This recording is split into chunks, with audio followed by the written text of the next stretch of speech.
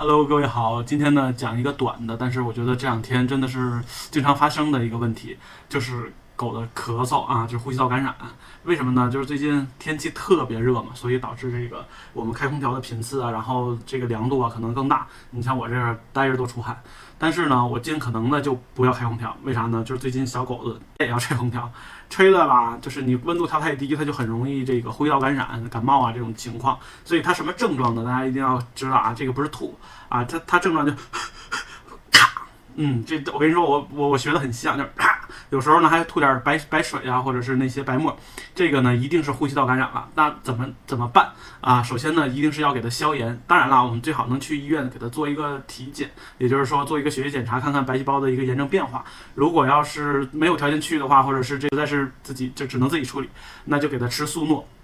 速诺呢是宠物的一种消炎药啊，它的成分其实就是阿莫西林啊。有些人说，哎，那阿莫西林速诺卖那么贵，然后这个小孩阿莫西林也没那么贵是吧？你也可以喂小孩的，但是首先啊，就是人的这个阿莫西林呢，它的剂量和浓度跟宠物的是不一样的，它是有一定的风险的。所以每公斤体重呢，如果是吃小儿的阿莫西林，一定要记住，就不能超过20毫克。而且现在阿莫西林属于处方药，你也很难买得到，所以呢，我建议大家啊，如果是有可能的话呢，就给它吃速诺啊。因为这个吧，就是稍微多花点钱，但是它进口的也挺好的一个药啊。但是呢，呼吸道感染我们要知道，就是它的这个药物作用的这个效果和它恢复的时间呢，都相对比较长，所以大家也不要着急说吃完药就立马会有好转，它一定是这个要持续一段时间的，最少我们要给它吃5到7天，然后才能看到它对应的一个效果，也就是它减少咳嗽的频次和基本不咳了，然后再巩固几天啊，10天左右吧，然后差不多。如果是说它伴有一些可能其他的问题，比如说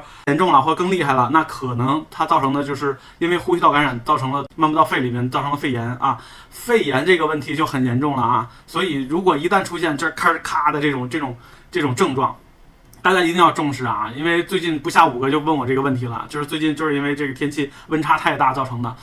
平常呢，我们可以给它备一些，比如说有一种中成药啊，叫汇中感康啊，是一种中成药成分啊。那它呢，其实也是有帮助小狗子恢复一些药啊这些基本的一些小情况的。但是呢，这个东西，你说它治疗效果呢，相对肯定没有直接西药那么直接和快速。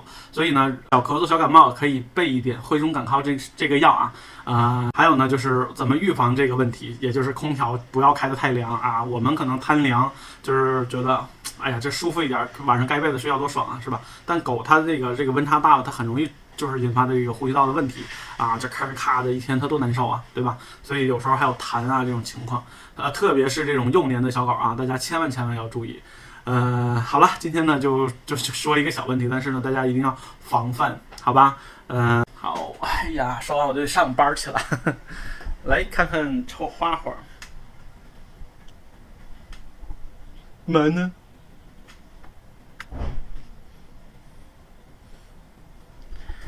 哎呀，然后再看看小臭妹儿。哎呦我的妈呀！热了吧？嘿嘿。